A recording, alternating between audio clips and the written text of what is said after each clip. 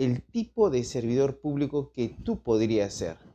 Porque imaginemos que tu cargo es un cargo de confianza. Miras en tu documento de gestión y dice ese empleo de confianza.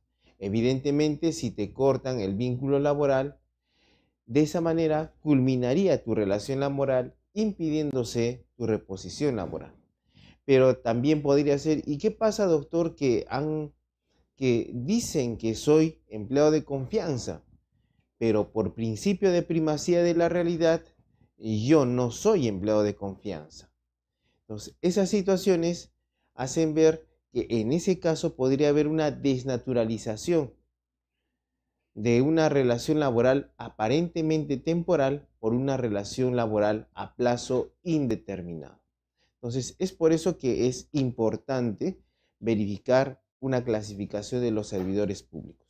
Después de esa clasificación, en la segunda sesión, vamos a ver acerca de la contratación en los distintos regímenes laborales generales a cargo del Estado y también a cargo del sector privado. Entonces vamos a empezar esta sesión viendo esta clasificación de los servidores públicos. Cuando hablamos de la clasificación de los servidores públicos, lo primero que debes remitirte es a la Ley Marco del Empleo Público, a la Ley 28175. Tú dirás, pero ¿por qué, doctor? Te lo explico en la pizarra para que te des cuenta de la importancia de esta ley, que tal vez no es muy indicada, no nos remitimos mucho a esta ley. Sin embargo, es bastante importante porque los cuadros de asignación de personal generalmente están realizados en base a la ley del empleo público. Entonces veamos en la pizarra, mira, cuando hablamos de la ley del empleo público, la ley 28175, vas a tener lo siguiente. Como sabemos, y los que no saben, vamos a indicar, mira, existe un régimen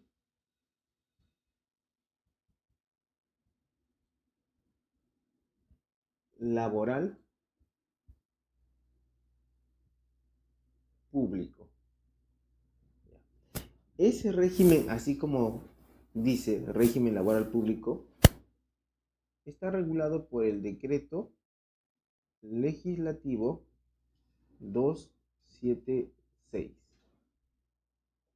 En el tiempo, este era el único régimen laboral a cargo del Estado. Posteriormente, para garantizar la eficiencia y eficacia de la administración pública, resulta que el Estado también incorpora el régimen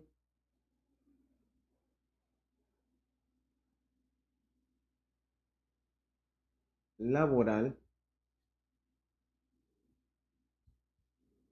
privado.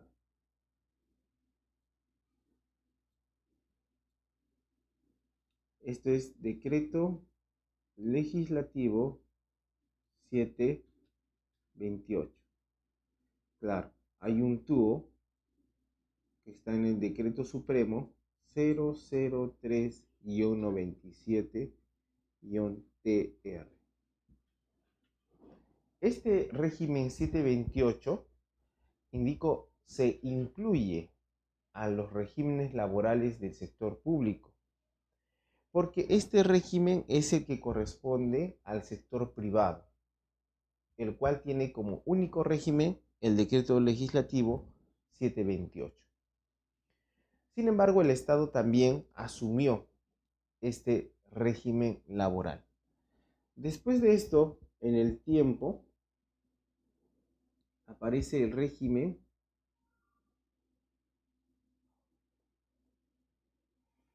de contratación administrativa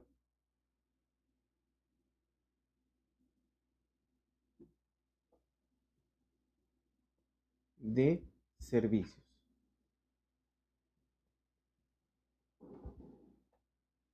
Y como ves, es el conocido CAS, a cargo del decreto legislativo 1057. Luego que existían trabajadores de la 276, luego trabajadores de la 728, se estableció también la existencia de trabajadores CAS en el Estado. Ahora tú dices, y ya doctor, ¿y dónde está tu ley del empleo público? Como dice, es una ley marco. ¿Qué es una ley marco? Es decir, que establece algunas disposiciones que enmarcan y son útiles para los demás regímenes laborales. Entonces, todo esto está enmarcado en la ley marco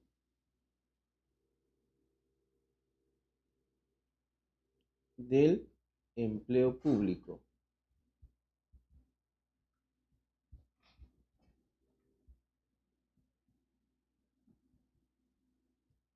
Es la ley 28175.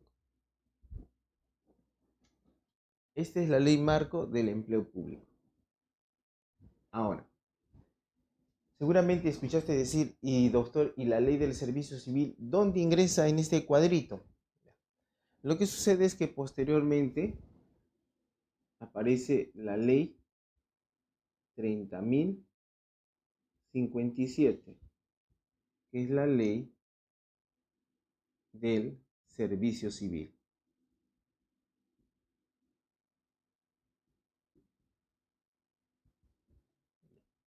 Esta ley del servicio civil, su finalidad es unificar todos los regímenes laborales en uno solo. Y cuando entre en vigencia de manera definitiva a nivel nacional, recién se deroga la ley marco del empleo público. Como la ley 30.057 hasta la fecha no obtiene una vigencia total en el territorio nacional, la ley marco del empleo público todavía está vigente. Tanto la ley marco del empleo público como la ley del servicio civil son las normas que establecen una clasificación de servidores civiles o empleados públicos. Claro, la clasificación de empleados públicos resulta útil, prevista en la ley 30.057, y también es útil la prevista en la ley marco del empleo público. Lo que establece como clasificación de servidores públicos en la ley marco del empleo público es lo que genera que en los cuadros de asignación de personal se establezcan nomenclaturas que tienen mucho que ver con lo que es la clasificación del empleo público en el Perú. Entonces, es de esta manera que tú debes entender. Recuerda, ley marco del empleo público es porque enmarca a estos tres regímenes laborales. En un momento te diré, ¿por qué doctor empleo público? ¿Por qué servicio civil? Laboral público? Un poco podría llevarte, ¿no? A decir, es lo mismo, es cosas diferentes, eso quiero que me aclare. Justo para eso es este diplomado, para aclararte cómo es la diferencia entre los servidores públicos. Por ejemplo, tú ahora podrías decir, doctor, servidores públicos y los funcionarios públicos.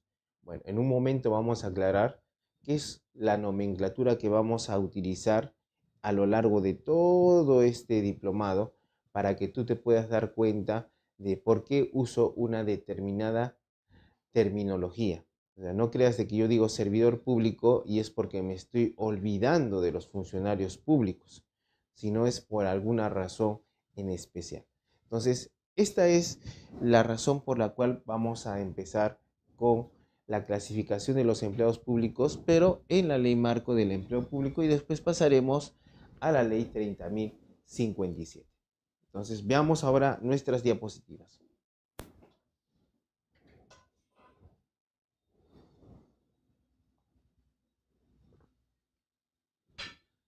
En la ley marco del empleo público vas a encontrar que nos habla de empleados públicos. Empleados públicos. Y la relación de empleo público implica una relación de subordinación de la prestación de servicios de una persona al Estado a cambio de una retribución. Es el derecho laboral público. Los empleados públicos en la Ley Marco del Empleo Público se dividen en funcionario público, empleado de confianza, servidor público, y este servidor público puede ser directivo superior, ejecutivo, especialista y de apoyo. Ahora, es importante tener en cuenta, por ejemplo, que dentro de este punto de servidores especialistas vas a encontrar a los asistentes administrativos. Los asistentes administrativos es un cargo muy común en la administración pública y a veces es importante establecer dónde estamos ubicados. Entonces tú, en ese caso, si eres asistente administrativo, es especialista. ¿Y qué de importante tiene eso?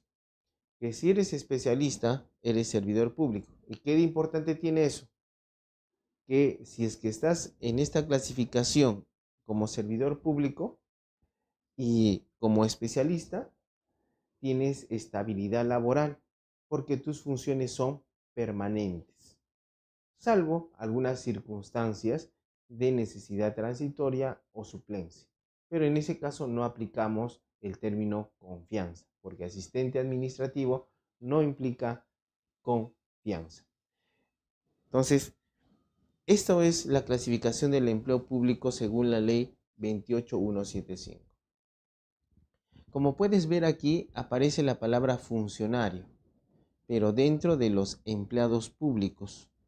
Y aparece el empleado de confianza. Hay sutiles diferencias con la ley 30.057. En la ley 30.057 están los servidores civiles de confianza.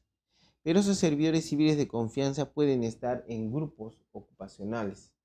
Pero mira, es importante que te des cuenta de qué implica cuando nos habla, por ejemplo, aquí vemos, dice funcionario público. ¿Qué es eso, doctor, de funcionario público? Mira, dice, es el que desarrolla funciones de preeminencia política. El alcalde, el gobernador regional, un regidor, reconocida por norma expresa, que representan al Estado o a un sector de la población, desarrollan políticas del Estado y o dirigen organismos o entidades públicas. Entonces, un funcionario público en esencia realiza una función política, ¿correcto? Ya. Pueden ser los funcionarios públicos, según la Ley Marco del Empleo Público, los siguientes. Mira, de elección popular directa y universal o confianza política originaria. Entonces, de elección popular directa y universal o confianza política originaria. Por ejemplo, el presidente de la República, que es elegido por el pueblo peruano, los congresistas, entre otros funcionarios públicos. Después dice de nombramiento y remoción regulados. Por ejemplo, los miembros del Tribunal Constitucional, porque la ley orgánica establece del Tribunal Constitucional y la Constitución establece cómo se designa a esos funcionarios públicos. Por eso dice nombramiento y remoción regulados. De libre nombramiento y remoción. O sea, yo, presidente de la República, tengo la atribución y discrecionalidad de determinar qué funcionarios pueden laborar conmigo, pero no cualquier funcionario. Esa atribución me dice para que escoja como presidente de la República a los ministros de Estado. Entonces, el ministro de Trabajo y Promoción del Empleo vas a ser tú. Entonces, eso es de libre nombramiento y remoción. Eso es un funcionario público. Todos esos cargos son cargos políticos. Y si son cargos políticos, siempre están sujetos a la confianza. y no generan permanencia en estos cargos. Entonces, si no hay permanencia, no vayas a pensar que soy alcalde, voy a pedir la desnaturalización de mi relación laboral temporal por una permanente. No se podría, porque tu calidad es de funcionario y tu labor es preeminentemente política, en representación de el Estado, una entidad o un sector. Entonces, esa representación puede ser cortada y entregada a otra persona. Es por eso que si eres funcionario en estos tres rubros, no vas a poder pedir desnaturalizaciones. ¿Correcto? Ahora, empleado de confianza. El que desempeña cargo de confianza técnico o político, distinto al del funcionario público. Se encuentra en el entorno de quien lo designa o remueve libremente. Entonces, alguno de ellos podría tener asesores que están en el entorno del funcionario público o tal vez de un empleado público órgano técnico, ¿ya? Entonces, en ese caso hablamos de un empleado de confianza. Como bien lo dice en este caso, confianza. Si se elimina la confianza, culmina la relación laboral. Pero ojo, allí debemos precisar una situación. Puede haber servidores públicos permanentes que son sujetos a una forma de desplazamiento de personal llamada designación. Entonces, el servidor público permanente es designado como empleado de confianza. Entonces, mientras dure la designación como empleado de confianza, se mantiene la reserva de su plaza. Por lo tanto, una vez que en ese caso se retira la confianza, el servidor público que ha perdido la confianza deja el cargo y regresa a su cargo de origen. Pero si es una persona que no tiene ningún cargo de origen, no ha sido previamente un servidor público, se le designa. Una vez que culmina la designación, también culmina su relación laboral con el Estado. Clasificación de los servidores públicos. Los servidores públicos se clasifican en, directivo superior, ejecutivo, especialista y de apoyo. Cuando ves el directivo superior dice el que desarrolla funciones administrativas, en aquí ya pasamos de funciones políticas y de entorno, esto por funciones administrativas. Ya, esto es más netamente ya administrativo. Dice funciones administrativas relativas a la dirección de un órgano, programa o proyecto. La supervisión de empleados públicos, la elaboración de políticas de actuación administrativa y la colaboración en la formulación de políticas de gobierno. Entonces, esto es un directivo superior. Esos es los que también se conoce como trabajadores o empleados públicos de dirección. Directivo superior. Pero hay que verlo con mucho cuidado. No necesariamente debemos decir de que ellos tienen, si eres directivo superior, tienes estabilidad laboral. Ingresan estos empleados por concurso público, pero están sujetos a evaluaciones. Si no cumplen las metas de la entidad, se podría dar término a su relación laboral. Porque recuerda que actualmente hay una corriente que establece que los servidores de dirección y los servidores de confianza se sustentan en la confianza. O sea, ambos trabajadores se sustentan en la confianza. Se retira la confianza, se rompe la relación laboral. En los trabajadores de dirección esa situación es un tanto delicada. Entonces siempre hay que evaluarla.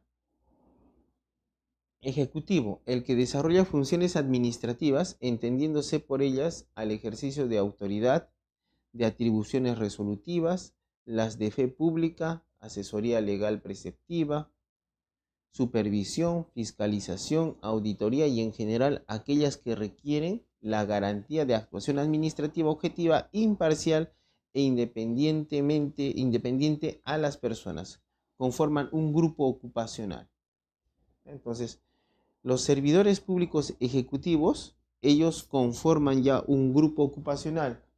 ¿Qué implica eso? Que a partir de aquí ya existe la carrera administrativa. El directivo superior no hace carrera administrativa. El ejecutivo sí viene a realizar carrera administrativa por estar en un grupo ocupacional. A medida que avancemos en el curso ya vas a entender mejor este término de carrera administrativa, porque por ejemplo un 728, un CAS no hacen carrera administrativa. Un contratado 276 no hace carrera administrativa. La carrera administrativa está diseñada para cuando escuchamos la palabra soy nombrado. Entonces el nombrado hace su carrera administrativa. Pero no te preocupes, vamos a hacer una pequeña, a lo largo de todas las sesiones ya vas a familiarizarte cada vez más con los términos y bueno, vas a salir un especialista en esto de desnaturalización y relación laboral. Otro grupo ocupacional es especialista, el que desempeña labores de ejecución de servicios públicos. No ejerce función administrativa. Conforman un grupo ocupacional. Y por último, en este caso, el ejemplo es el asistente administrativo. Aquí viene el de apoyo, el que desarrolla labores auxiliares de apoyo y o complemento, conforman un grupo ocupacional. Por ejemplo, a veces se contrata a alguien que entrega las notificaciones. Entonces, ese personal es personal de apoyo, porque realiza labores auxiliares a las labores administrativas. Entonces, esta es la clasificación de los servidores públicos en la Ley Marco del Empleo Público.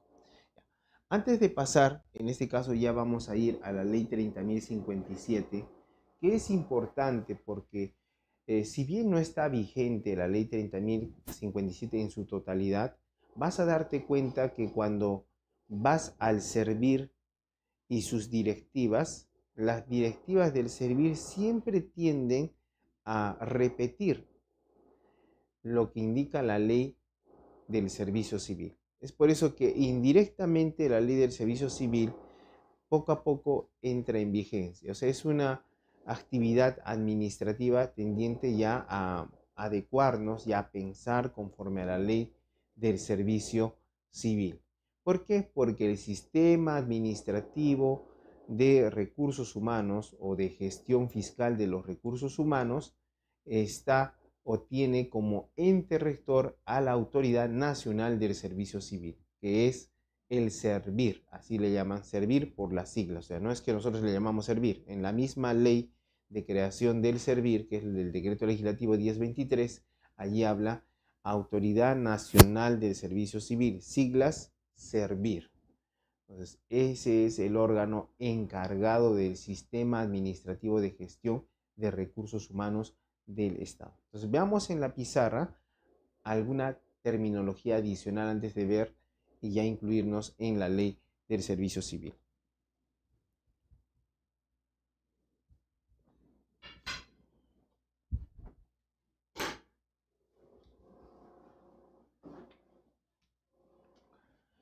Cuando vemos el tema de derecho laboral público, lo ves desde dos puntos de vista. Eso también vamos a explicarlo ahora. Mira.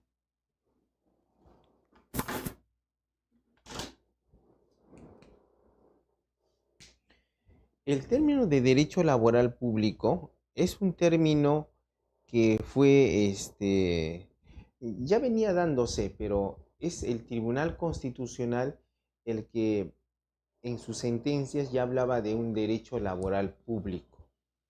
¿Ya? Desde ese punto de vista podemos ver lo siguiente. Actualmente en el Perú, cuando, por ejemplo, en las facultades de Derecho estudias Derecho del Trabajo, lo que te enseñan es el decreto legislativo 728 y no se meten a hablar sobre la ley marco del empleo público, el 276, es como si fuera otra situación muy diferente. Ya lo dejan para cursos de especialidad. Sin embargo, deberíamos ver esa realidad y actualizar los sílabus de los cursos en las universidades.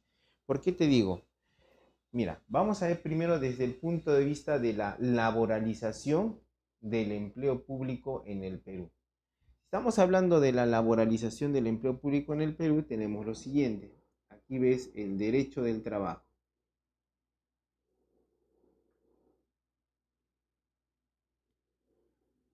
Derecho del trabajo.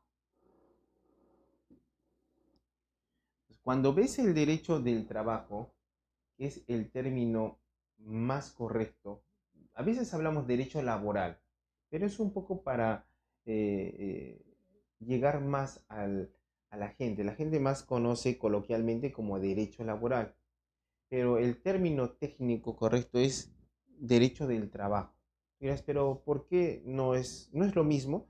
Sí, es lo mismo si hablamos de manera natural, pero en un evento académico es mejor decir derecho del trabajo, porque si digo derecho laboral, van a decir, el doctor está desfasado en las teorías sobre el derecho laboral.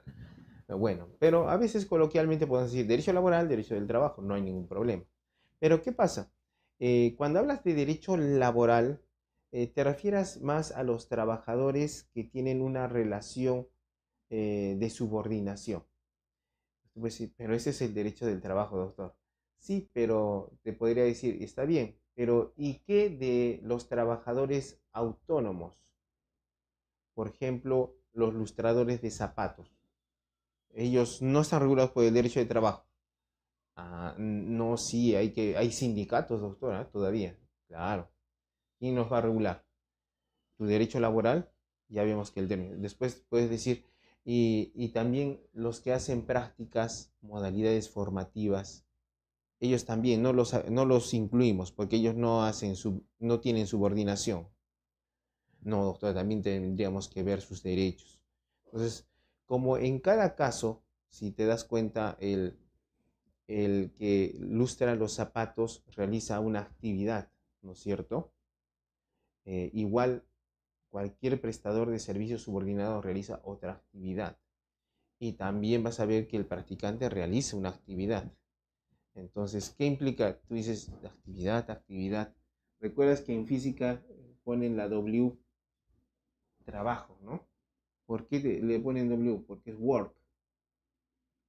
Por eso trabajador en inglés es worker, ¿no es cierto? Entonces, ese término trabajo resulta mucho más amplio para poder aplicarlo a todas esas situaciones que se pueden dar, ¿correcto?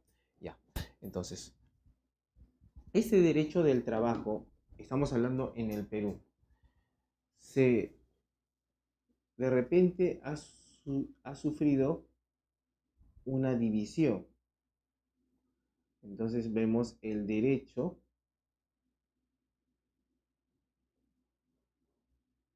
del trabajo privado. Y vas a encontrar también el derecho del trabajo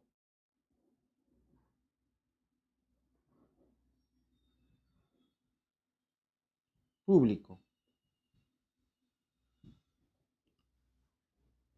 Generalmente en este curso estudia solamente esto, porque el derecho de trabajo privado se resume en Decreto Legislativo 728.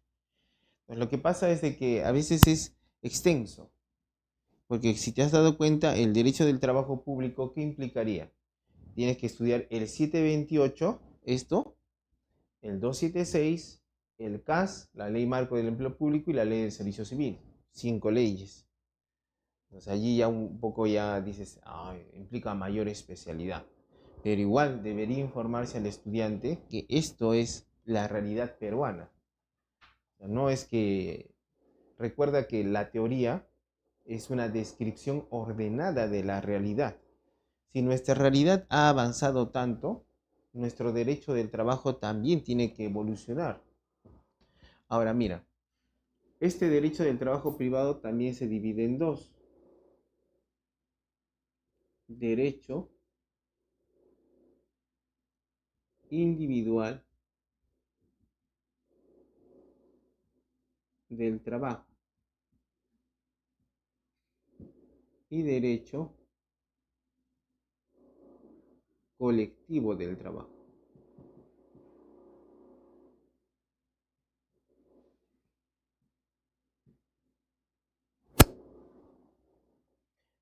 Esto mismo, derecho individual del trabajo, que implica la relación de un trabajador respecto de el empleador,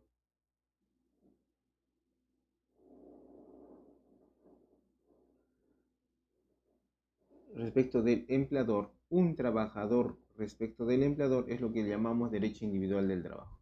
En el derecho colectivo del trabajo vemos a varios trabajadores unidos, generalmente en organizaciones sindicales, y se relacionan con el empleador. Eso es el derecho colectivo del trabajo. El derecho colectivo del trabajo internamente también tiene al derecho sindical.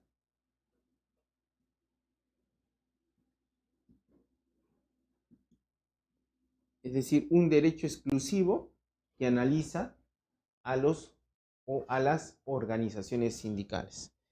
Este derecho del trabajo público, de la misma manera, tú puedes decir, pero dirán lo mismo. El problema es que no es lo mismo. Por eso, si tú quieres que alguien te lleve un tema de trabajo público, pero es especialista en trabajo privado, un poco tiene dificultad porque no es lo mismo, ni siquiera son las mismas normas necesariamente. Individual del trabajo y derecho colectivo del trabajo.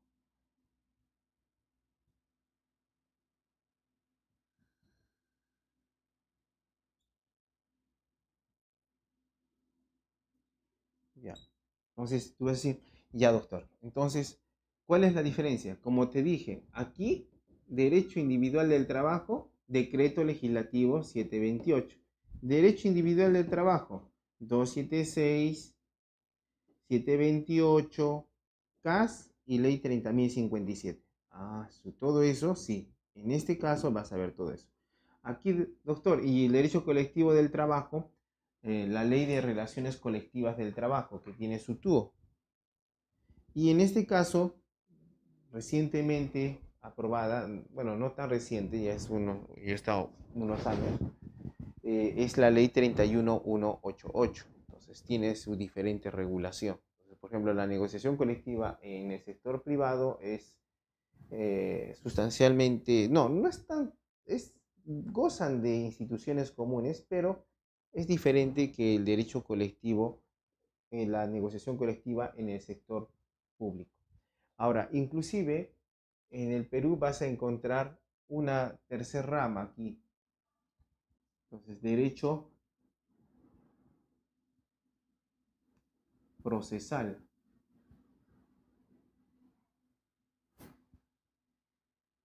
del trabajo.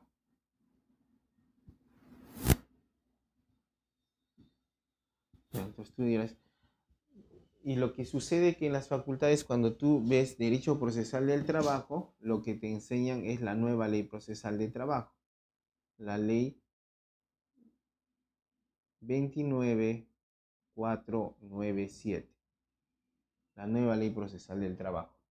Pero te topas con una realidad, que cuando a veces sales a ejercer ya la profesión, eh, claro, vas a ver estas situaciones, pero también te van a decir, este doctor, soy yo 276, me acaban de despedir, dice que vamos a aplicar la ley 24041, ¿qué hacemos?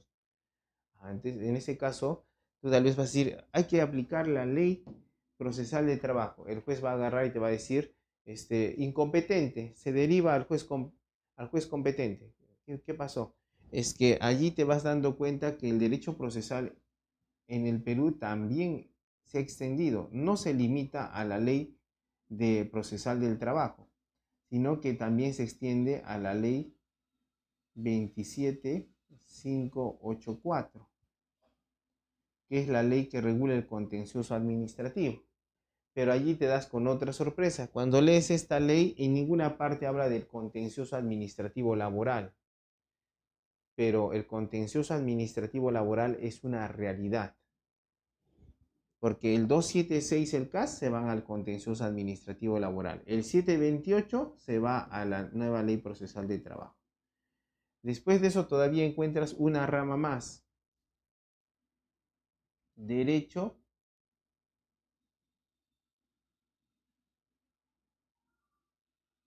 administrativo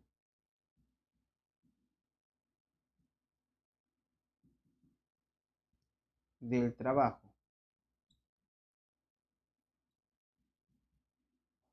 En este derecho administrativo del trabajo, generalmente lo que vas a estudiar es los procedimientos administrativos que deben seguir los administrados, en ese caso los trabajadores. Entonces, ¿a dónde va el trabajador? El trabajador va al Ministerio de Trabajo. Allí hay procedimientos administrativos, al MINTRA. ¿A dónde también puede ir, doctor? A SUNAFIL, que genera procedimientos administrativos sancionadores a los empleadores que incumplen la normatividad laboral. Allí ves eso. Pero también te vas dando cuenta que se va extendiendo, porque alguien te puede decir, doctor, yo soy servidor público, 276, soy un trabajador. Yo no puedo ir a SUNAFIL, pero presento una solicitud. ¿Cómo se rige eso? Y allí te vas dando cuenta que aparece la ley 27444, la ley del procedimiento administrativo general, y su necesidad también de estudio desde un punto de vista laboral.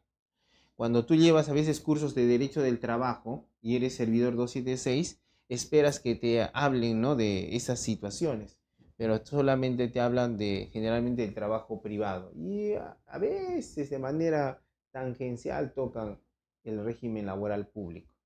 Ahora también dices, ya, me voy a inscribir en un curso de derecho administrativo y allí también tangencialmente tocan el tema del derecho laboral público, ¿ya? Pero ves, esa es la importancia del derecho laboral público en el Perú, que ha ido cambiando el derecho del trabajo en su estudio en el Perú. Ahora mira, tienes que ver esto más. Ahora,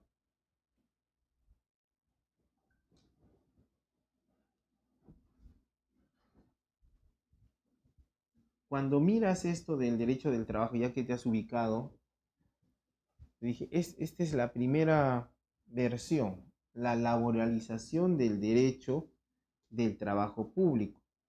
¿Ya? Ahora tú puedes decir, doctor, pero ¿por qué dice laboralización? Lo que sucede es, si te das cuenta, la norma dice ley marco del empleo público. ¿Ya? El empleo público o servicio civil es un tema del derecho administrativo, pero si viste anteriormente, lo vimos como una parte del derecho del trabajo. Esas situaciones son importantes y tienen incidencia real. Si lo tomas como que existe el derecho laboral público, es por eso que todos aplican los principios del trabajo y se olvidan de el interés público, ¿no? Entonces, el servidor público pide derechos, pero y la autoridad administrativa se ve también apretada, dice, ¿y ahora qué hacemos? Hay que pagar todo. Sí, pero en ese caso no es netamente derecho laboral, es derecho laboral público. ¿Y qué tiene que ver eso? Que debes buscar soluciones de consenso entre el interés público y lo que tienes que otorgar a los trabajadores. En el sector privado, si el trabajador te pide, tú tienes que darle como empleador, pero en el sector público, el Estado siempre establece, dice, un momentito, no me puedes pedir todo eso porque tengo que cautelar el interés público. Entonces, eso es un límite. Es por eso que cuando tú ves el tema del derecho administrativo, es derecho administrativo, ves varios temas, pero uno de esos temas tiene que ver con recursos estatales.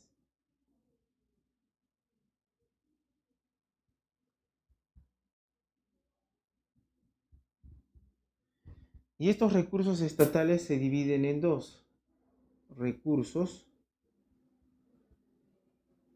humanos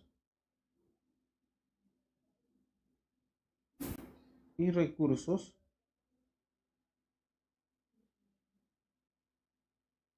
materiales.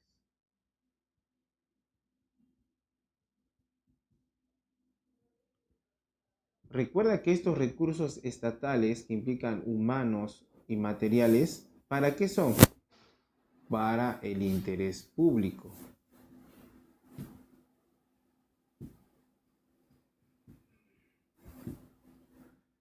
Este tema es el que se conoce como empleo público.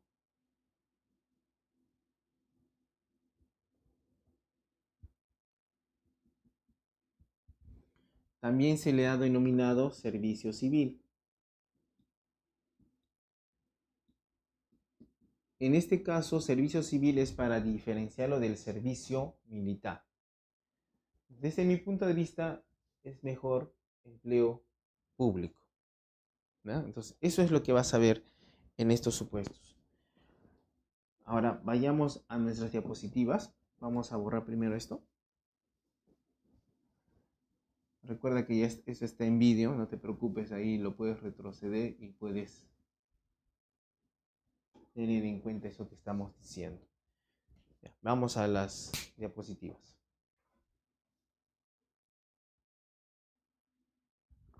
Entonces, como te dije, en el derecho del trabajo público debes buscar soluciones de consenso entre el interés público y el interés de los trabajadores. En el derecho laboral privado siempre tiene prioridad el interés de los trabajadores sobre el interés privado del empleador. Entonces, existen esas diferencias sustanciales entre cada derecho del trabajo privado o derecho del trabajo público. Ahora, vamos a ver el tema de quién es servidor civil. Cuando hablamos de servidor civil, puedes decir, doctor, servidor civil. Sí, lo vamos a ver desde el punto de vista de la ley 30.057. La ley 30.057, que es la ley del servicio civil, dice, son los servidores del régimen de la ley 30.057, organizados en los siguientes grupos: funcionario público, directivo público, servidor de carrera, servidor de actividades complementarias. Ya encontramos una diferencia, ¿no? Respecto del derecho de la ley marco del empleo público. En la ley marco del empleo público también encuentras a los funcionarios, ¿no es cierto? Hay funcionarios. Encuentras que después encuentras a los empleados de confianza. En la ley del servicio civil buscamos, no hay empleo de confianza, ¿no? No lo dice expresamente. Después vamos a ver que sí aparecen, pero se ve de que está diseminado en otros tipos de empleados públicos. Pero esencialmente no te habla, mira, de servidor de confianza, pero sí te dice directivo superior. ¿Recuerdas que cuando hablábamos en la ley marco del empleo público decía clasificación de los servidores públicos y decía A, directivo superior? Aquí se denomina directivo público. Después nos dice el servidor civil de carrera. ¿Recuerdas? El servidor ejecutivo, especialista y de apoyo forman grupo ocupacional. Ellos son de carrera, pero acá ya nos dice servidores civiles de carrera después del directivo superior. Y el servidor de actividades complementarias, que es lo que corresponde a los servidores de apoyo en la ley marco del empleo público. Recuerda también un ejemplo para que te vayas familiarizando. Tú ves, doctor, servidores de actividades complementarias, ¿cuál es? Te dije el notificador es un servidor de actividades complementarias. Pero, hay bastante en las municipalidades, servidores de actividades complementarias. Son los obreros municipales. Los obreros municipales, si es que se implementara la ley del servicio civil, eh, tendrían que transitar justo a servidor de actividades complementarias dentro de la ley del servicio civil. Pero eso un poco contravendría, por eso es muy delicada la situación, porque alguien me puede decir, pero doctor, la ley orgánica de municipalidades dice que los obreros municipales son de régimen laboral 728. Entonces, yo te voy a decir, sí, es normal. Entonces, ¿cómo va a ser posible que la ley del servicio civil?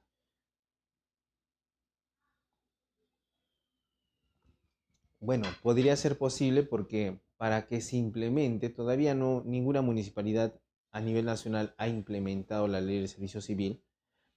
Para que se implemente en su totalidad, bueno, ya se convocan concursos para ocupar esos cargos de servidores de actividades complementarias. Pero seguramente, si es que llegara a suceder, va a suceder situaciones de desnaturalización. Soy un obrero del servicio civil. Por principio de condición más beneficiosa, la ley orgánica dice que yo debo ser 728, pero me han considerado la ley 30.057.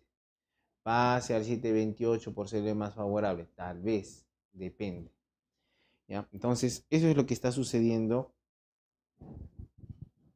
en esta situación. Ahora dice, veamos, dice, servidores de todas las entidades, independientemente de su nivel de gobierno, cuyos derechos se regulan por decretos legislativos 276, que es la ley de bases de la carrera administrativa y remuneraciones del sector público, decreto legislativo 728, ley de productividad y competitividad laboral, contratados bajo el régimen del decreto legislativo 1057. ¿Ya? Esto es servidor civil en la ley 30.057. En este caso, esto es el reglamento de la ley 30.057. Entonces, la ley 30.057, por su intención de unificar los demás regímenes, le dice, oye, por si acaso cuando digo servidor civil, también me estoy refiriendo a los 276, me estoy refiriendo a los CAS y en su caso también a los 728. Eso te lo dice expresamente para que evites seguir haciendo diferencias. Pues, porque puedes decir, los servidores civiles son de la 30.057, yo soy de la 276. Con esto te está diciendo, si hablamos de la palabra servidor civil, nos estamos refiriendo tanto a trabajadores 276, 728 o CAS, como los que están en la ley del servicio civil. Ya. Antes de ver este cuadrito, veamos en la pizarra una situación. Mira.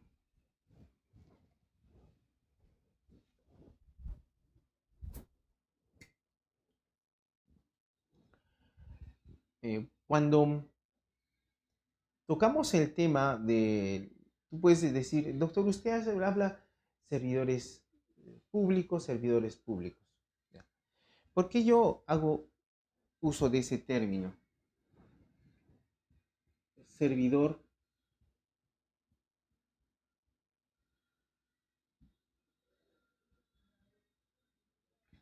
servidor público implica servir, el verbo, servicio.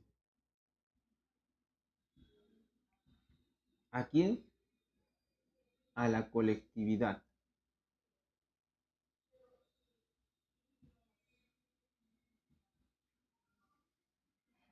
La colectividad paga tributos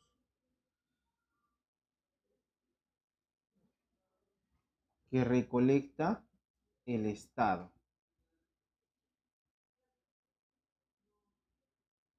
Entonces, el Estado contrata servidores públicos y paga con los tributos de la colectividad.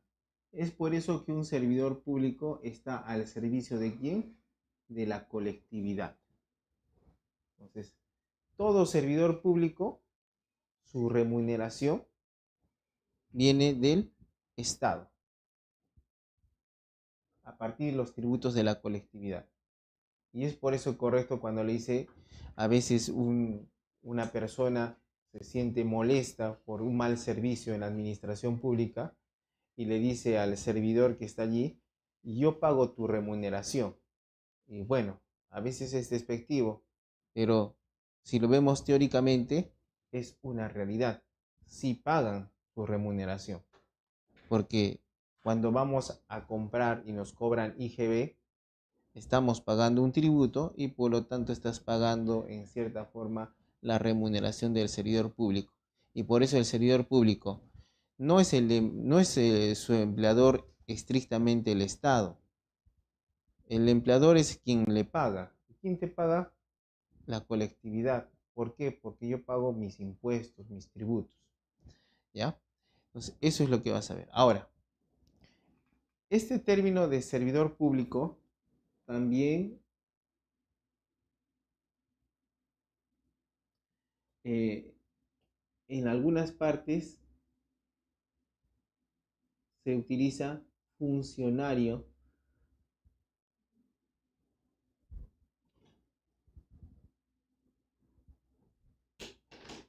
funcionario público. Miras, son diferentes, doctor. Sí, ya vimos en la clasificación que el funcionario público es eminentemente un cargo político, pero también en otras partes de la región de Sudamérica usan funcionario público, e incluso hay la ley de funcionario público y se refiere al servidor público. Ya. En este caso tú dices, pero ¿por qué le dicen funcionario público? Porque realiza una función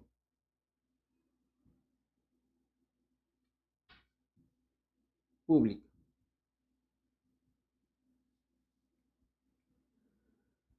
Una función pública. Entonces, como hace función pública, es funcionario público. Inclusive, existe la Carta Iberoamericana de la Función Pública. Y allí no se habla de servidor público para referirse a los trabajadores del Estado. Habla de funcionarios públicos. ¿No? Ahora, cuando sale la ley marco del empleo público, dice ahora, ¿cómo utilizamos? ¿Servidor público o funcionario público? Entonces allí dice, mejor si ambos ocupan un cargo y tienen un quehacer, entonces se les emplea. Y si tienen un empleo, los vamos a denominar empleados públicos. Entonces ahí es cuando les llaman empleados públicos.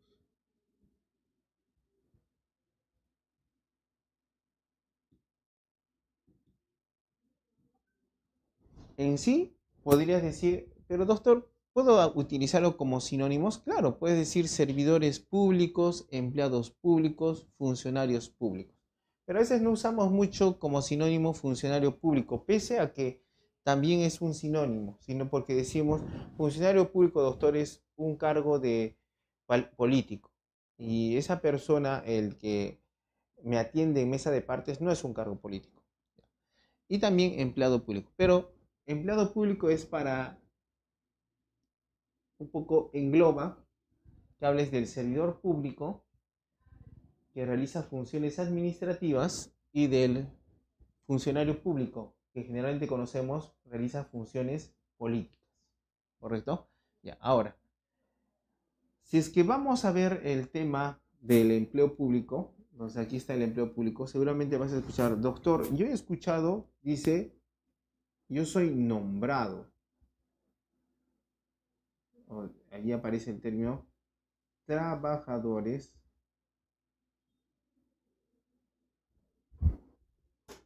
trabajadores, trabajadores nombrados.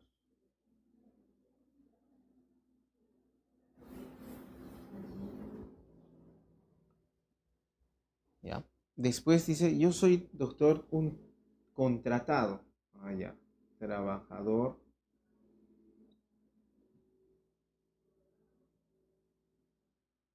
contratado.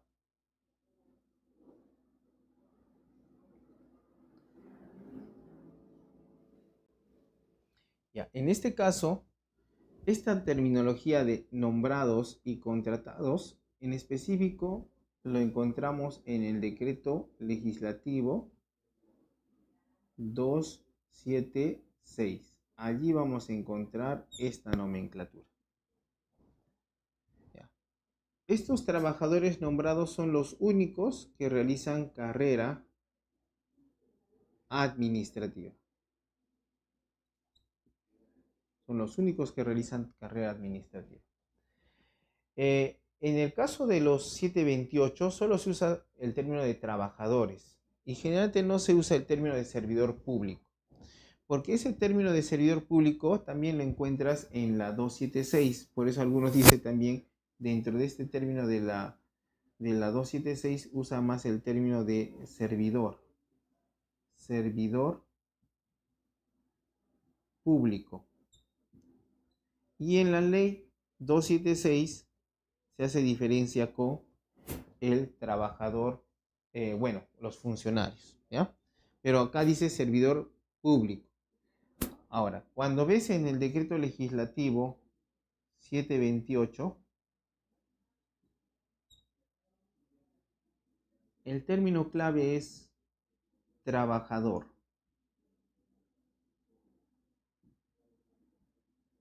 Generalmente no usan el término servidor público.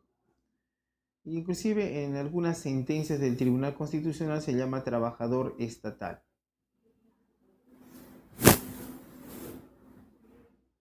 Después aparece también nuestro decreto legislativo 1057. Y aquí nos habla de los trabajadores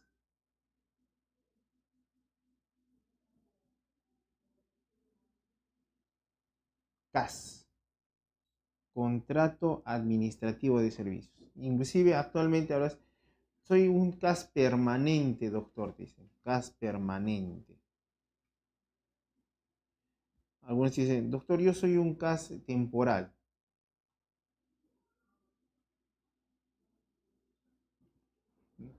Y también aparece ya en último lugar la ley 30.057. Ya, y ella con vocación de unificar ya no hace uso del término servidor público, sino dice servidor civil.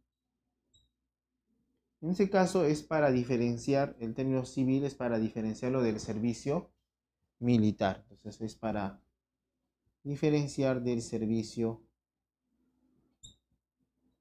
militar, ¿no? Entonces, eso es lo que sucede en nuestro ordenamiento jurídico respecto de la terminología que se puede utilizar para designar a los trabajadores. Ahora vayamos a las diapositivas. Mira.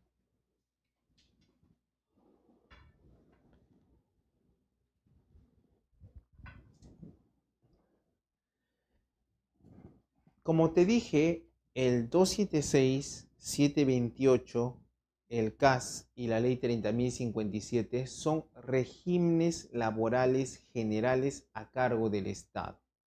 ¿Ya? Son regímenes laborales generales a cargo del Estado. Pero el Estado tiene regímenes laborales especiales. ¿Ya? Pero que sean especiales es porque se rigen por su propia normatividad. Solamente en lo que no diga su normatividad, aplica supletoriamente los regímenes laborales generales, dependiendo de dónde, del régimen laboral que prima en la entidad pública, ¿correcto? Ya. Entonces, esto te lo aclaro, porque no vayas a pensar de que vamos a aplicar la 276 porque prima sobre mi régimen especial. No, no, no. Tu régimen especial se regula por su propia normatividad.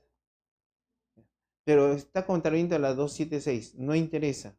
Se rige por su naturaleza, por su propia normatividad. Allá, doctor. Entonces no puedes aplicar la 276 para decir que está mal tu régimen. No, no puedes hacer eso. Lo que sí puedes hacer es decir, doctor, en esta parte no está regulada, para nada, ya lo he visto, no dice nada. Allí es donde puedes irte a régimen laboral general y ese va a suplir esa deficiencia de manera subsidiaria. Pero después no vas a decir, "Ah, yo quiero que la 276 se me aplique". Te van a decir, no, tú estás en una carrera especial. Pero lo que te están diciendo es que la especialidad prima siempre sobre la generalidad por su naturaleza.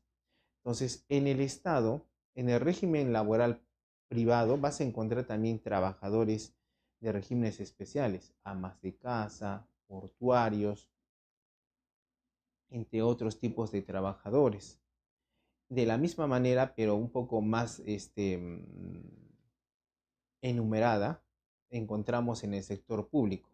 Por eso vas a encontrar servidores de carreras especiales, el profesorado y magisterial, la carrera magisterial. Los profesores tienen su propio régimen.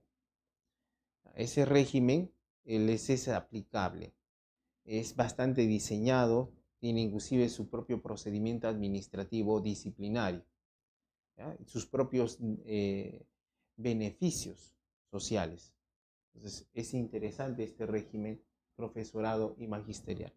Y algún día haremos ya un curso sobre solamente régimen de magisterial, porque en ese caso a nivel nacional existen gran cantidad de trabajadores en este régimen laboral. Luego un régimen también diferentes de docentes universitarios, pero se refiere al régimen de docentes de las universidades públicas, porque los docentes de universidades privadas están en el régimen laboral 728.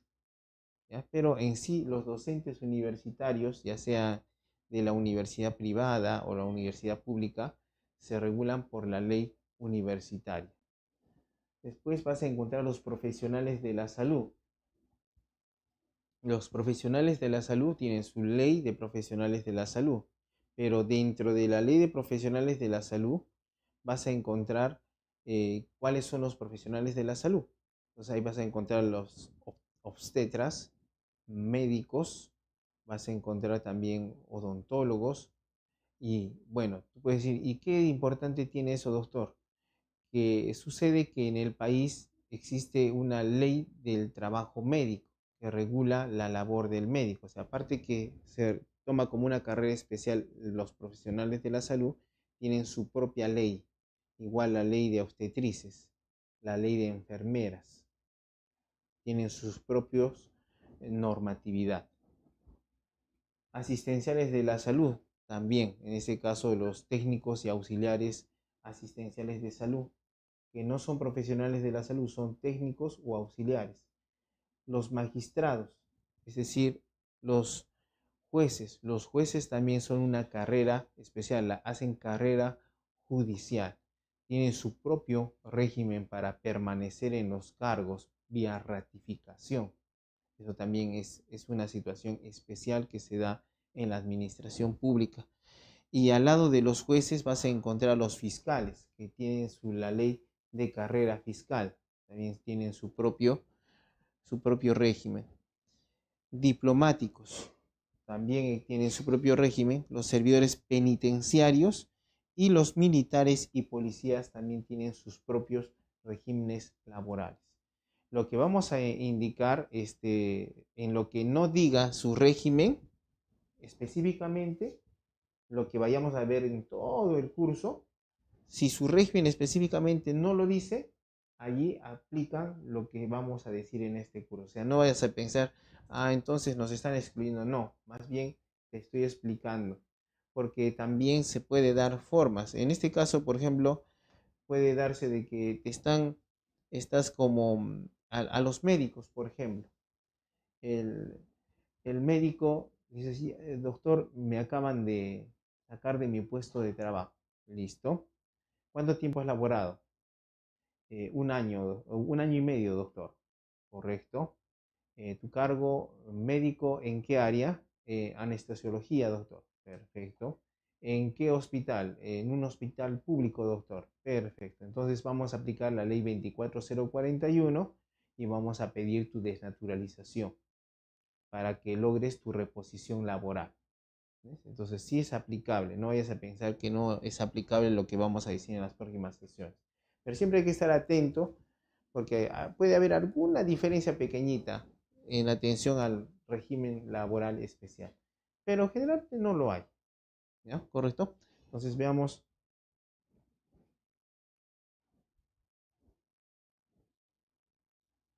A ver, vamos a ver. ¿Se atoró? No, ¿qué le pasó? A ver.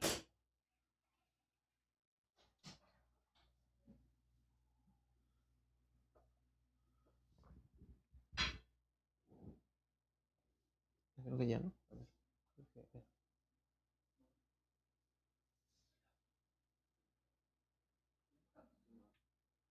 Ah, ya. A ver, un rato. Un momento. Ahí está. Justo. Listo. Ya. En la ley del servicio civil también nos habla contratados bajo la modalidad de contratación directa. ¿Ya? Es lo que en la 276 se habla como contratación accidental o eventual.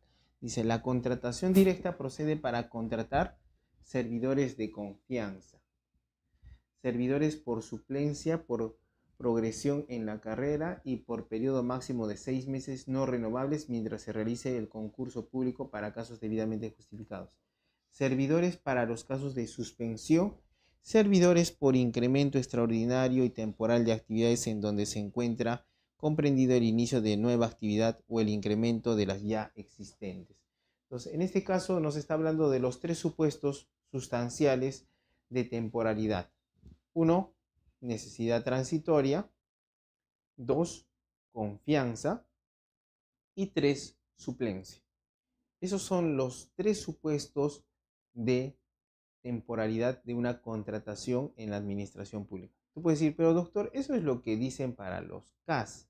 Sí, pero yo sé que lo dicen para los CAS, pero lo que pasa es que los CAS son los que más utilizan esa terminología, lo cual no significa que ellos han creado estos tres supuestos. Más bien esos tres supuestos se verifica en cada régimen laboral. ¿Ya? Ahora veamos el término funcionario público. Dice, es un representante político o cargo público representativo que ejerce funciones de gobierno en la organización del Estado. Congresistas, gobernadores regionales, alcaldes, el presidente de la República. Dice, dirige e interviene en la conducción de la entidad, así como aprueba políticas y normas. ¿Ya? Políticas públicas, el funcionario las aprueba. Ahora, mira, esto es en general un funcionario público. Ahora, este funcionario dice ejerce. ¿Qué es lo que ejerce el funcionario público? Atribuciones políticas. Es la facultad de diseñar y aprobar políticas en el ámbito y las materias de su competencia. Entonces, tiene atribuciones políticas. Facultad de diseñar y aprobar políticas en el ámbito y las materias de su competencia. Atribuciones normativas. Es la facultad de aprobar normas o reglas de carácter general en el ámbito y las materias de su competencia. Decreto supremo, por ejemplo, decreto regional, decreto de alcaldía. Eso emite el alcalde, el gobernador regional o el presidente de la República. Atribuciones administrativas es entendida como actos de dirección y de gestión interna. Claro, necesariamente tiene un funcionario público la posibilidad de realizar actos de administración pública y también emitir actos administrativos, todo con la finalidad de ejercer también su función administrativa. O sea, no solamente realiza una función política, sino como está a la cabeza de una entidad pública, también puede realizar actos de la administración pública.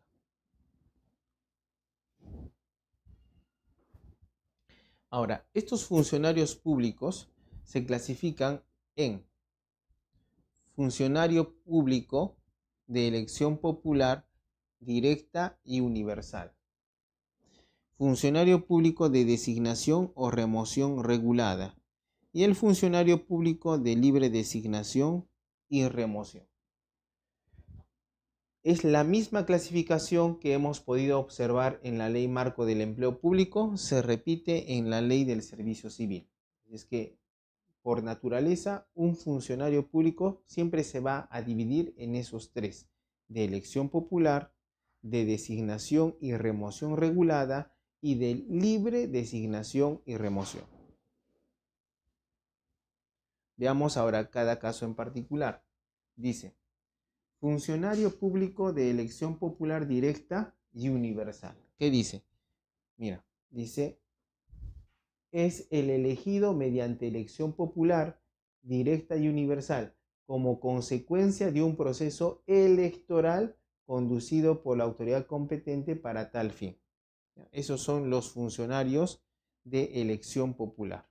Entonces, surgen a partir de un proceso de elecciones. ¿Quiénes pueden ser estos funcionarios públicos de elección popular directa y universal? Puedes decir, ¿y quiénes son? Aquí vas a ver quiénes son, mira. Presidente de la República, vicepresidentes de la República, congresistas de la República y del Parlamento andino. Recuerda que también tenemos congresistas en el Parlamento andino. Tú puedes decir, ¿y qué es el Parlamento andino, doctor? Bueno, el Estado peruano tiene un órgano internacional regional, que es la Comunidad Andina, la CAN, en la cual está Bolivia, Ecuador, Colombia y nuestro país, Perú. Estos 4 países que conforman la CAN tienen inclusive un tribunal andino que generalmente ve situaciones de procesos, por ejemplo, de marcas. También tiene un parlamento andino. ¿Ya? Entonces, elegimos, si tal vez no te has dado cuenta en las elecciones, decía para parlamento andino. Tal vez tú has marcado todo de tu partido favorito y también estabas apoyando la candidatura de quien iba al parlamento andino. Entonces, los congresistas del parlamento andino también son funcionarios públicos. Bueno, de nuestro parlamento andino, ¿no? Nuestros representantes al Congreso de Parlamento Andino, en nuestra legislación son considerados funcionarios públicos. Bueno, en otras legislaciones que en Ecuador, Colombia o Bolivia, bueno, ellos en su propia legislación dirán qué tipo de trabajadores o empleados públicos son. Luego tienes a los gobernadores, vicegobernadores y consejeros regionales, los alcaldes, los tenientes alcaldes y los regidores. Entonces, todos estos son servidores públicos denominados funcionarios públicos de elección popular. ¿Y cuál es la característica de eso y por qué es importante para nuestro diplomado de desnaturalización? Que si se ocupan estos cargos, evidentemente no existe estabilidad laboral. Entonces, culmina su gestión y no tienen un derecho a reposición o a una desnaturalización laboral. No existe para este tipo de empleados públicos.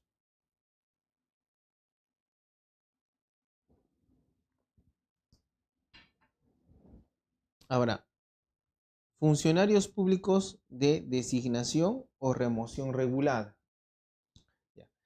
Estos funcionarios públicos de designación o remoción regulada, nos dice, es aquel cuyos requisitos, proceso de acceso, periodo de vigencia o causales de remoción están regulados en norma especial con rango de ley. Generalmente los órganos constitucionalmente autónomos tienen su ley orgánica y en la ley orgánica se establece cómo se designan a los titulares del órgano constitucionalmente autónomo.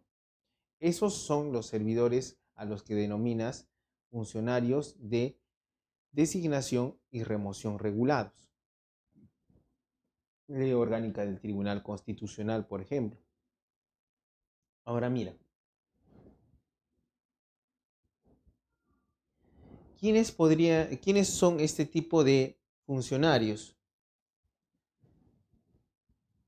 magistrados del Tribunal Constitucional, defensor del pueblo y el defensor adjunto, Contralor General de la República y Vicecontralor, presidente y miembros del Jurado Nacional de Elecciones, miembros de la Junta Nacional de Justicia, pues vas a encontrar al director general y miembros del Consejo Directivo de la Academia de la Magistratura, titulares adjuntos, presidentes y miembros de órganos colegiados de los organismos constitucionalmente autónomos, ejemplo, la Superintendencia de Banca y Seguros, el Banco Central de Reserva del Perú, ellos tienen directorios, órganos colegiados, titulares, adjuntos y miembros de órganos colegiados de entidades que cuenten con disposición expresa sobre designación de sus funcionarios, los jueces que integren el Consejo Ejecutivo del Poder Judicial, el fiscal de la Nación del Ministerio Público,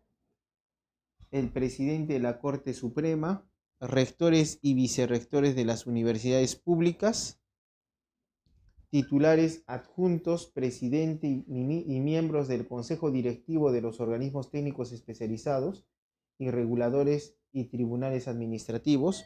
Por ejemplo, en el Tribunal de Indecopi nos referimos también, por ejemplo, en Salud, Seguro Social de Salud, al presidente ejecutivo y los gobernadores. Pero en este caso, cuando habla de gobernadores, no se refiere al gobernador regional, se refiere a los gobernadores en su calidad de autoridades políticas que representan al poder ejecutivo a lo largo del territorio nacional. Entonces, estos son los funcionarios de designación y remoción regulada.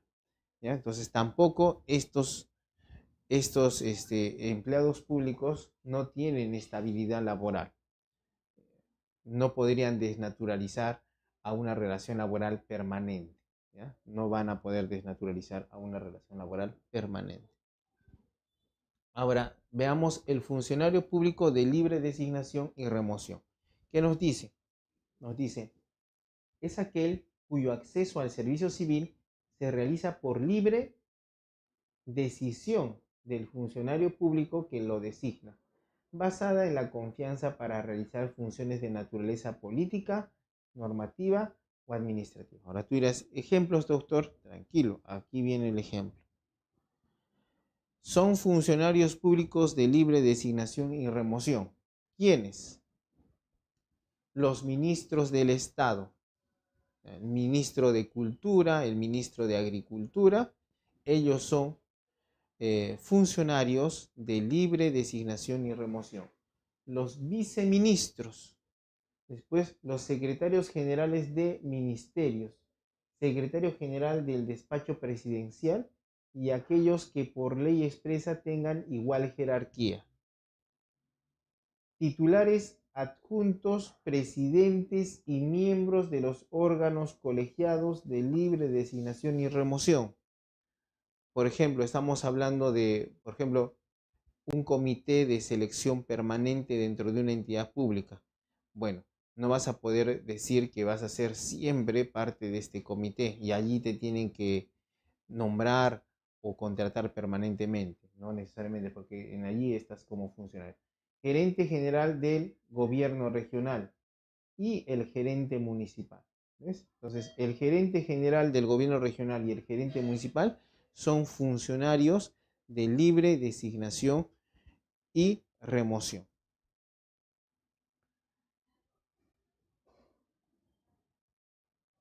Luego de ver a los funcionarios públicos, el segundo nivel de empleados públicos o servidores civiles es el directivo público.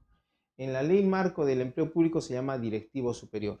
En este caso dice, directivo público es el servidor civil que desarrolla funciones relativas a la organización, dirección o toma de decisiones de un órgano, unidad orgánica, programa o proyecto especial. Entonces, órgano, unidad orgánica, programa o proyecto especial. O sea, no es el titular de la entidad, pero sí está a cargo de un órgano. Las jefaturas, por ejemplo, el gerente de recursos humanos de un gobierno, del gobierno regional de Tumbes, por ejemplo, unidades orgánicas, programas o proyecto especial. Dice, el directivo público tiene funciones de organización, dirección o toma de decisiones sobre los recursos a su cargo, ¿no? Entonces es lo que también se llama en la 276 funcionarios de responsabilidad directiva, así lo llaman en la 276. En el caso de los 728 sería el trabajador de dirección o personal de dirección. Los directivos públicos dirigen, bajo la orientación estratégica de alta dirección de la entidad, las estructuras y procesos mediante los cuales se implementan las políticas públicas y se proveen bienes y servicios públicos. El directivo público vela por el logro de los objetivos asignados y supervisa el logro de metas de los servidores civiles bajo su responsabilidad. Dice, el directivo público vela por el logro de los objetivos asignados, supervisan el logro de metas y gestionan el desarrollo de servidores civiles bajo su responsabilidad. Están sujetos a evaluación y rendimiento, porque ellos tienen que cumplir metas. Al ser sinónimo de personal de dirección, el directivo superior también está sujeto a confianza. Entonces, si es que no cumple con las metas, es probable que se termine su relación laboral y ello no va a implicar que vaya a poder desnaturalizar. Entonces, esas situaciones vamos a ir viéndolas cuando ya estemos en cada régimen laboral en específico. Servidor civil de carrera. Es el servidor civil que realiza funciones directamente vinculadas al cumplimiento de funciones sustantivas de una entidad. ¿Qué son estas funciones sustantivas de la entidad? Estamos hablando ya del servidor de carrera. Recuerda, hemos visto funcionario, directivo superior, ahora estamos en los servidores de carrera. Ya. Si es que tus funciones tienen que ver con las que realiza un servidor de carrera, allí sí podemos decir, ¿te han dicho que eres eventual, transitorio, accidental? Sí, ya, pero habría que verlo, porque si realizas labores permanentes como si fueras un servidor civil de carrera, entonces podría haber desnaturalización para una relación laboral a plazo indeterminado. ¿Correcto? Entonces, mira, dice, servidor civil de carrera es el servidor civil que realiza funciones directamente vinculadas al cumplimiento de funciones sustantivas de una entidad. Entonces, aquellas directamente vinculadas a la formulación, ejecución y evaluación de políticas públicas establecidos en el marco de sus normas sustantivas y aquellas actividades normativas de asesoría técnica y de ejecución directamente vinculadas al cumplimiento de los objetivos de las entidades establecidos en el marco de sus normas sustantivas. ¿Ya? Entonces, esto es un servidor civil de carrera. Ahora vayamos a ver en específico quiénes son servidores civiles de carrera. Bueno, antes, primero realizaban funciones sustantivas. Ahora también dice funciones de administración interna de una entidad. Aquellas que permiten el funcionamiento de la entidad y son el soporte para el ejercicio de funciones sustantivas. Y aquellas de planificación, presupuesto, contabilidad, racionalización, organización, recursos humanos, sistemas de información y comunicación, asesoría jurídica, gestión financiera, gestión de medios materiales, abastecimiento. Esta lista no es taxativa y depende de la naturaleza de la institución. Es decir, servidor civil de carrera será aquel que realiza una función dentro de los distintos sistemas administrativos que cuenta la administración pública en el Perú.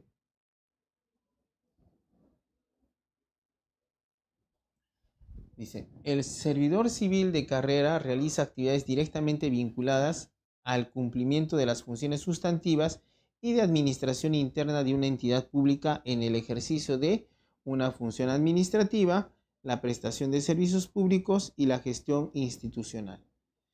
Es por eso que si tú realizas estas funciones, función administrativa, prestación de servicios o gestión institucional, y ya tenemos allí un rasgo de laboralidad, por si te están diciendo que tu cargo, a veces te pueden decir, tu cargo es de confianza. Por principio de primacía de la realidad como trabajador debes verificar, ¿en realidad soy confianza? Pero si yo realizo funciones administrativas, no tengo personal a mi cargo, ni tampoco trabajo al lado de un personal de dirección. Mi labor es administrativa con relación a prestación de servicios públicos y participo en la gestión institucional. Entonces allí podría haber una desnaturalización de una función de confianza por una función permanente. Ahora, el servicio civil de carrera no comprende a los funcionarios, los directivos públicos, los servidores de confianza. Aquí aparecen ya los servidores de confianza. Los servidores de servicios complementarios y los contratados temporalmente. Recuerda que en esencia esto se refiere a los trabajadores manuales, por ejemplo, los obreros. Los contratados temporalmente, que ingresan sin concurso público debido a circunstancias especiales derivadas de necesidad pública, suplencia. Los servidores de confianza evidentemente no son parte de la carrera. Los directivos públicos y los funcionarios.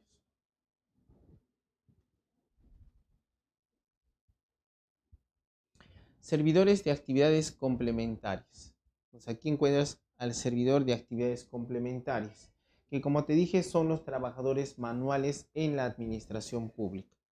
Por ejemplo, el notificador, a veces le ponen también en los documentos de gestión motociclista, conductor. ¿Ya? Entonces, es el servidor civil que realiza funciones indirectamente vinculadas al cumplimiento de funciones sustantivas y de administración interna de una entidad. Entonces, esto también no creas de que, entonces, doctor, si soy un servidor de actividades complementarias, no tengo estabilidad laboral. No necesariamente, porque si acreditamos que, pese a que no realizas funciones directamente vinculadas a la administración pública, por ejemplo, el notificador notifica, pero no hace los documentos. Alguien puede decir, tú no tienes estabilidad laboral. No, no significa que no tiene estabilidad laboral. Más bien habría que verificar la causa objetiva de su contratación. Pero si no hay causa objetiva de su contratación, ese señor, a realizar actividades complementarias que coadyuvan la función principal de la entidad, ya ha desnaturalizado. Y al desnaturalizar, ya tiene estabilidad laboral. Entonces, los servidores de actividades complementarias, dice, los servidores de actividades complementarias respecto de las funciones sustantivas y de administración interna que realice cada entidad, realizan funciones de soporte, complemento, manuales y operativas. Entonces, en sí son trabajadores manuales, trabajadores de campo.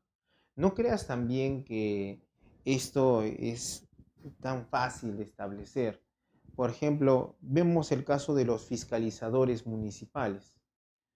Entonces tú dices, el fiscalizador municipal sale a trabajo de campo, pero también hace documentos administrativos. ¿Es un trabajador de actividad complementaria o es un servidor público que realiza funciones sustantivas? Tú dirás, pero ¿qué de importante puede tener eso? La importancia es que si estás en una municipalidad, si caemos en la cuenta que el fiscalizador realiza actividad manual, entonces debe ser considerado un obrero municipal y ser incorporado al régimen 728. Pero si vemos que el fiscalizador realiza funciones administrativas, entonces él debe pasar a ser contratado permanente 276. Entonces allí, entonces tú puedes decir, ¿y que sea 276 o 728 ya tiene estabilidad laboral?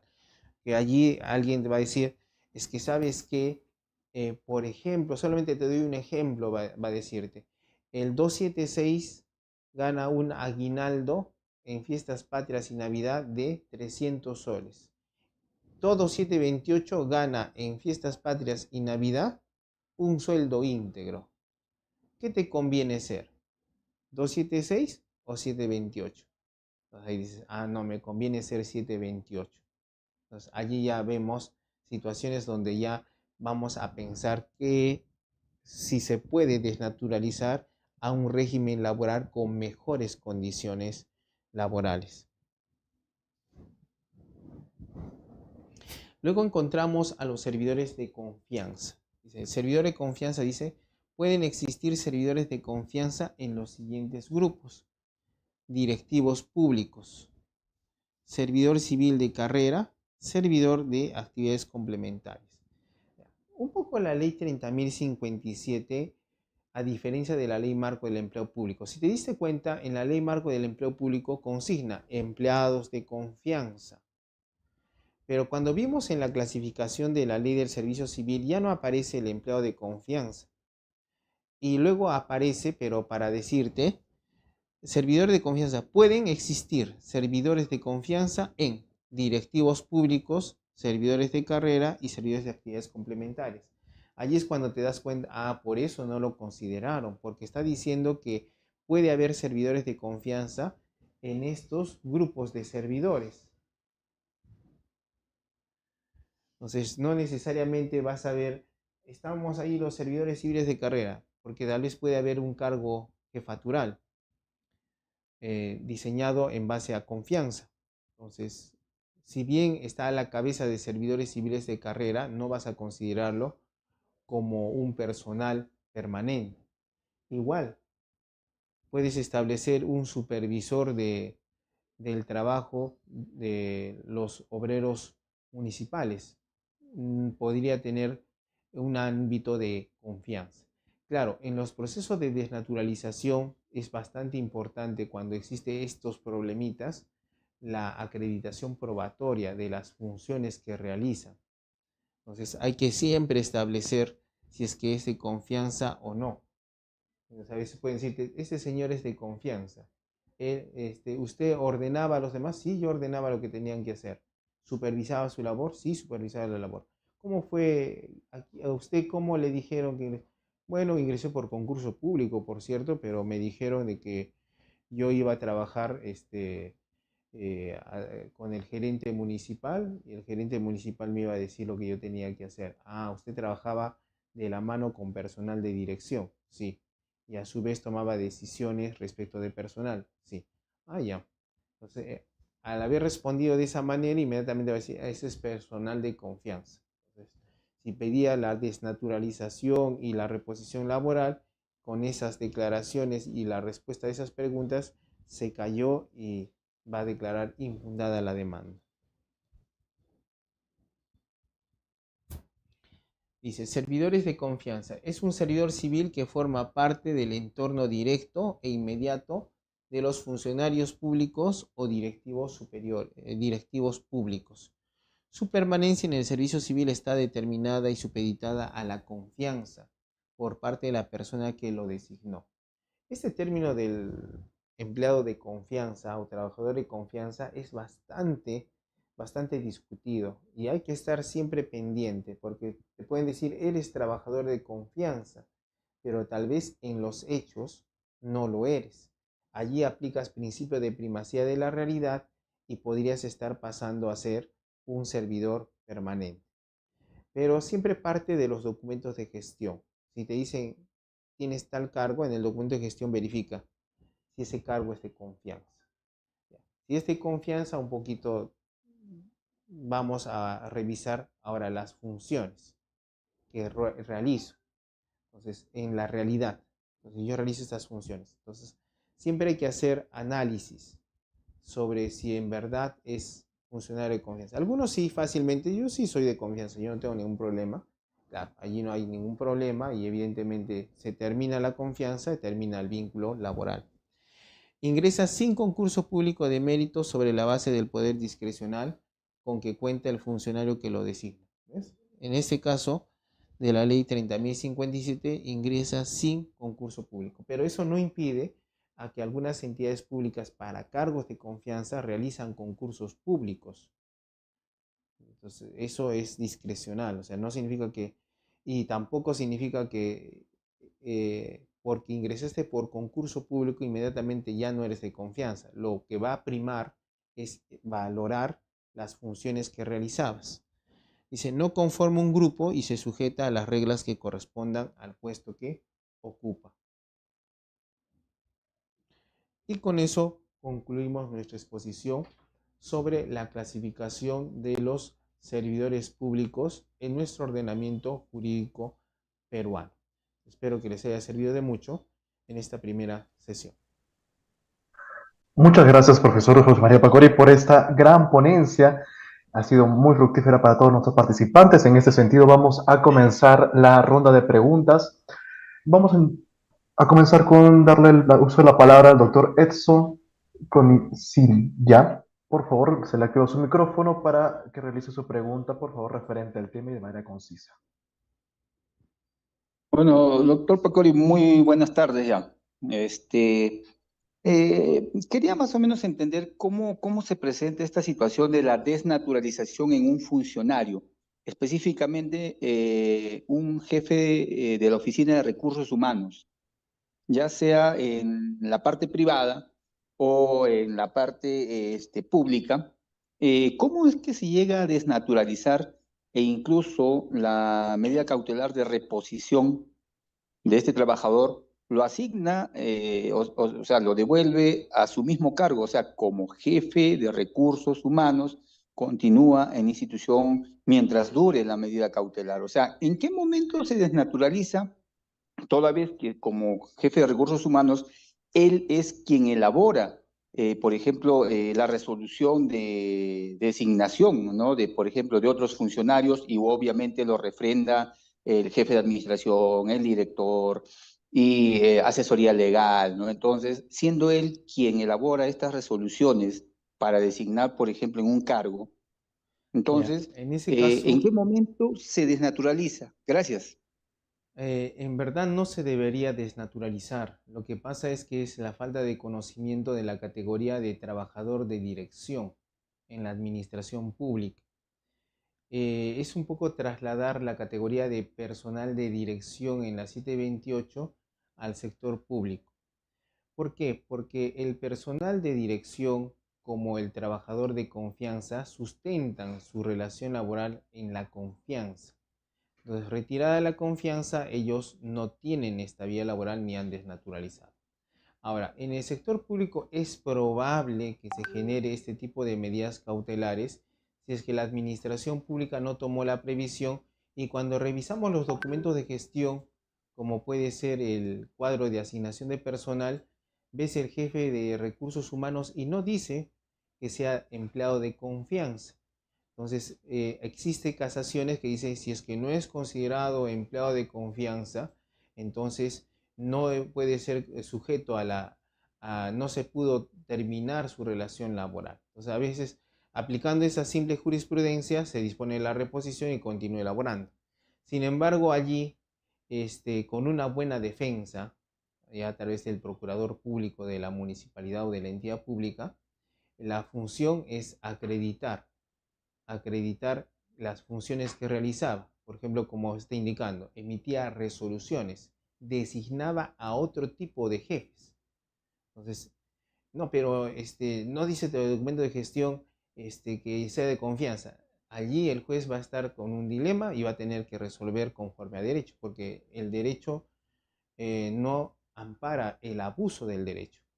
Entonces, en ese sentido, lo que van a hacer es verificar si en los hechos en realidad realizaba una función permanente y no sujeta a la confianza. Esto es dirección o personal de confianza.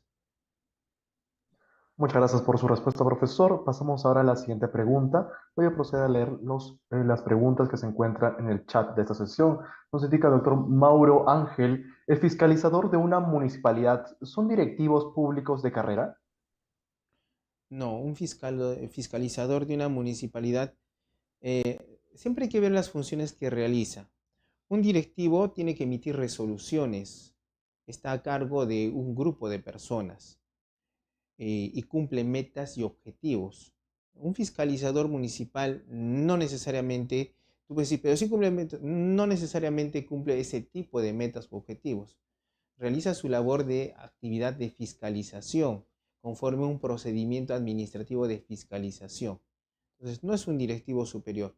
Por eso que podría, a veces, hay que ver, siempre es caso concreto en cada municipalidad cómo está regulando la situación.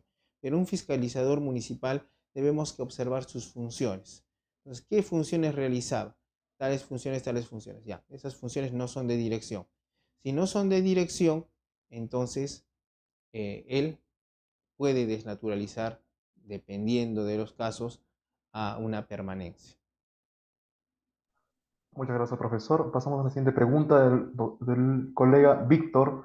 Nos indica, doctor Pacori, ¿eso quiere decir que en el sector del servicio civil, entonces sí puede haber servidores de confianza, por lo tanto no tendrían estabilidad laboral? Sí, es correcto. En la ley del servicio civil y también la ley marco del empleo público consideran a los empleados de confianza y a los servidores de confianza. Al estar sustentados esencialmente en la confianza y no tienen estabilidad laboral, salvo que antes hayan sido personal permanente. Entonces, terminada la confianza, regresan a su cargo de origen. Muchas gracias, profesor. Nos indican, ¿qué desafíos se enfrenta el sistema peruano en la gestión de diversos tipos de servidores públicos y cómo se puede abordar estos desafíos de manera efectiva? Eh, Debería emitirse una nueva ley marco del empleo público para mejorar la clasificación de los servidores públicos. Por ejemplo, si ustedes se han dado cuenta, digo, a veces el personal de dirección eh, y también hay el funcionario de responsabilidad directiva. Entonces alguien puede decir, ¿es lo mismo? ¿Es diferente? En esencia, si vemos ya la naturaleza de funciones, son lo mismo. Pero si dices, entonces puedo aplicarle la jurisprudencia del TC de personal de dirección al funcionario de responsabilidad directiva, no puedes aplicarle porque en ese caso tienes que aplicar lo que dice servir o los criterios respecto del funcionario de responsabilidad directiva. Pero ambos son personal de dirección. Igual en el caso de los funcionarios o servidores de confianza.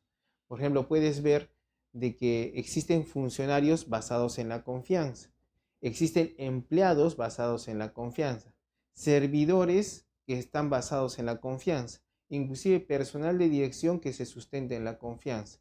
No sería bueno establecer, por ejemplo, un rubro, trabajadores cuyo sustento es la confianza. Entonces allí regular para evitar este tipo de deficiencias y situaciones diferentes de interpretación sobre cuándo uno es de confianza y cuándo no lo es. Muchas gracias, profesor. Nos indica, doctor, ¿es necesario agotar la vía previa en un proceso contencioso administrativo en cumplimiento del primer artículo de la ley 24041? Si es que estás pidiendo reconocimiento como trabajador bajo la ley 24041, trabajador permanente, tienes que agotar la vía administrativa. Solamente estarías exonerado de agotar la vía administrativa si fuiste objeto de un despido de hecho. Llegaste y sin que te manden previamente un documento ya no ingresas. Entonces, esa es una actuación material no sustentada en acto administrativo. Y en ese caso estás exonerado de agotar la vía administrativa. En los demás casos es prudente agotar la vía administrativa. Ahora, una situación adicional. Si se te produce el despido, eh, yo soy de la opinión que existe un agotamiento de la vía administrativa facultativo. Puedes decidir irte al servir y esperar que el servir decida, porque el servir es competente sobre el término de la relación laboral. Por otro lado, debes recordar que existe un pleno jurisdiccional que dice que estás exonerado de agotar la vía administrativa si te afectan el contenido esencial a la remuneración. Pues la pregunta es, cuando te despiden, ya no gozas de remuneración. Sí, es correcto. Por lo tanto, están afectando también el derecho a la remuneración en su contenido esencial. Sí. Por lo tanto, no es necesario agotar la vía administrativa. Pero siempre esas interpretaciones es en base al principio pro homine, pro actione y pro libertatis. Son principios constitucionales, bueno, de derecho internacional constitucional. Muchas gracias, profesor. Pasamos ahora a la siguiente pregunta. El doctor Edson Cunicilla nos indica, ¿existe un pronunciamiento de servir respecto a que el ingreso a la administración pública es por concurso de méritos en el caso de los locadores que han demandado la desnaturalización de su contrato de locación de servicios? ¿Cómo se aplicaría esto? Vamos a ver ya el tema en la sesión 3. Empezamos locación de servicios en la sesión 3. Ya. Lo que pasa en este caso es lo siguiente. Si es que el locador va a desnaturalizar a 728, inmediatamente se va a topar con caso Huatuco Huatuco, ingreso por concurso público. ¿Ya? Sin embargo, al locador no le puedes exigir algo que no estuvo en su capacidad o en su voluntad. Eso es materia de la entidad pública. Entonces, a un locador de servicios no le vas a aplicar Huatuco Huatuco. El Huatuco Huatuco se aplica a un trabajador temporal que debe haber ingresado por concurso público. El locador no es un trabajador. Él ingresó en un régimen civil. Lo que él está viendo es su desnaturalización. O sea, ingresa como trabajador civil y está desnaturalizando. Entonces no le puedes exigir, oye, tienes que haber ingresado por un concurso público. Como si tú mismo me haces entrar por locación de servicios. Y después como locación de servicios me das funciones como cualquier trabajador. Yo estoy pidiendo que me pagues mis beneficios sociales y me declares mi estabilidad laboral. Entonces no le podrías exigir caso Huatuco Huatuco a un locador. Muchas gracias, profesor. Pasamos con las tres últimas preguntas. Nos indica el doctor Mario. Doctor, ¿cuál es el plazo máximo por el que por un servidor está a cargo de la confianza? No hay un plazo máximo, no hay un plazo máximo, pero sí se puede establecer plazos para ejercer la confianza. No, está sujeto a la confianza. Inclusive en los contratos o documentos donde se inicia la relación laboral, se puede indicar que está sujeto la confianza, al retiro de la confianza. Ponen ahí causales de extinción de la relación laboral, retiro de la confianza. Entonces, no está sujeto a un plazo necesariamente. Puedes colocar plazos y renovar para mayor seguridad y evitar desnaturalizaciones en contra de la entidad o también en el sector privado, ¿no? Perfecto, doctor, muchas gracias. Doctor Alexei Mejía nos dice, un servidor público contratado bajo el régimen 276 realiza una labor de sereno municipal, puede demandar la desnaturalización de su contrato basado en un régimen de su mejor condición, el decreto legislativo 728. Actualmente los serenos demandan su reposición laboral al régimen laboral 728 porque existe pleno jurisdiccional que indica que ellos les corresponde el régimen laboral privado del decreto legislativo 728. Entonces, generalmente cuando demandamos cualquier tipo de desnaturalización de un sereno por ese pleno jurisdiccional, lo colocamos en el 728, que él es más beneficioso también. Perfecto, profesor. Pasamos ahora a la última pregunta. Nos indica, doctor, ¿considera que la actual tipología de los servidores públicos en el Perú responde adecuadamente a las necesidades y los desafíos de la administración pública moderna? ¿Qué mejoras usted propondría? Lo primero que se debe realizar, eh, yo no creo que se debe derogar la ley 30.057. Más bien deberíamos sujetarla a modificaciones y luego sacar un texto único ordenado, porque sacar una nueva ley es volver a empezar de cero y empezamos una y otra vez de cero. Entonces, la modificación sustancial a la ley 30.057 debe implicar verificar algunas situaciones de afectación de derechos laborales. Tal vez, por ejemplo, restituir la palabra remuneración en vez de compensación. Pero derogar la ley del servicio civil no es una opción muy correcta. Modificarla sustancialmente sí podría ser. Esta modificación debería estar a cargo de, como indica la OIT, del Estado, empleadores y trabajadores u organizaciones sindicales. Entonces, yo creo que eso sería la mejor forma de mejorar nuestro régimen de recursos humanos en el Estado. Perfecto, profesor. Ah, llega una pregunta adicional. Indica el doctor Julio César, nos dice, trabajo como guardián en la municipalidad por 2 meses y medio y la municipalidad nos vota al llegar a los 2 meses y medio para lograr la estabilidad. Soy locador de servicio y ¿cómo puedo desnaturalizar a 728 o 276? Eh, Periodo de prueba, 3 meses.